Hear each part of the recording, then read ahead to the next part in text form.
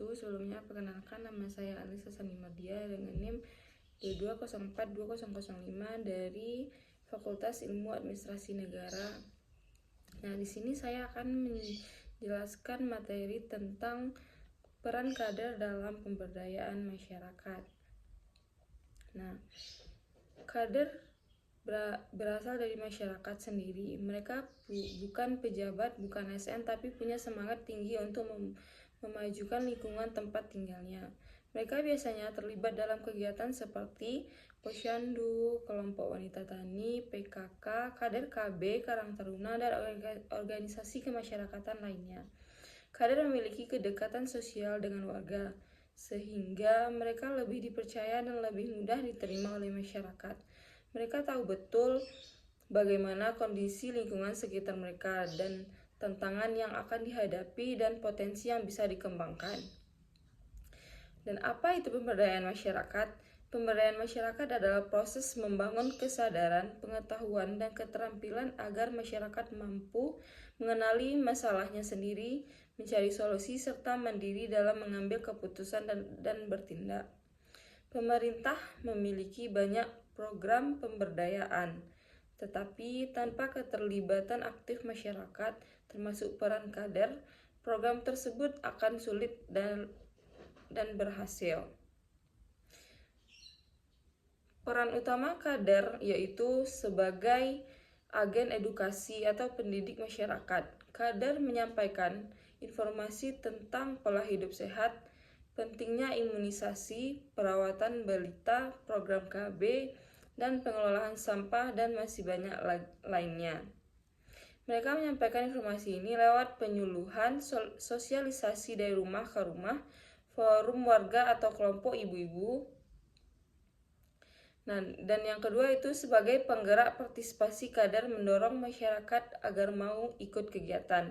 Dengan cara yang pertama itu gotong royong, kerja bakti, program pemerintah seperti vaksinasi atau bantuan sosial. Partisipasi ini penting agar masyarakat tidak pasif tapi terlibat dalam pembangunan.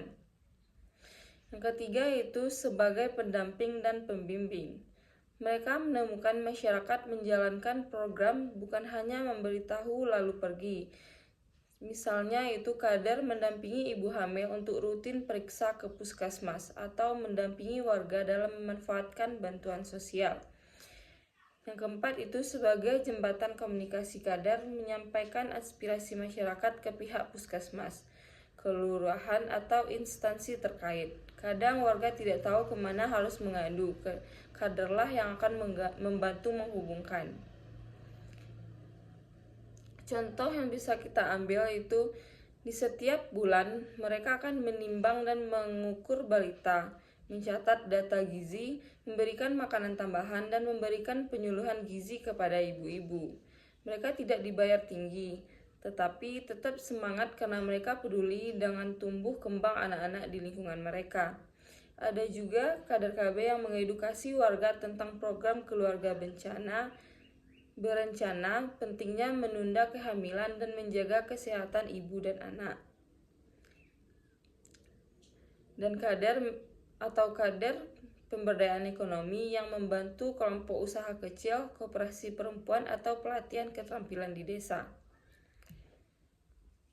Tantangan yang dihadapi oleh kader yaitu kurangnya pelatihan atau pendampingan dari pemerintahan, fasilitas dan sarana yang terbatas, beban kerja yang banyak, dan seringkali tidak dihargai atau dipandang sebelah mata oleh masyarakat. Belum lagi insentif yang minim bahkan tidak ada, membuat kader hanya mengandalkan semangat sukarela. Nah, dari masalah tersebut, solusi dan harapan untuk kader tersebut ialah pelatihan rutin untuk meningkatkan kapasitas mereka, dukungan anggaran dari pemerintah daerah, penghargaan dan apresiasi terhadap kerja kader, dan keterlibatan aktif masyarakat. Karena sejatinya pembangunan masyarakat bukan hanya tugas pemerintahan, tapi tanggung jawab bersama. Nah, dapat kita pahami bahwa kader adalah pahlawan tanpa jasa. Mereka mengabadikan waktu dan tenaganya untuk masyarakat tanpa pamrih. Tanpa kader mungkin tidak ada posyandu berjalan, tidak ada program KB yang sukses, dan tidak ada pendampingan untuk keluarga yang kurang mampu.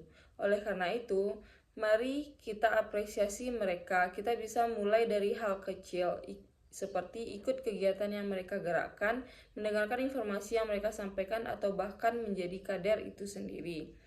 Baik, hanya itu yang dapat saya sampaikan. Assalamualaikum warahmatullahi wabarakatuh.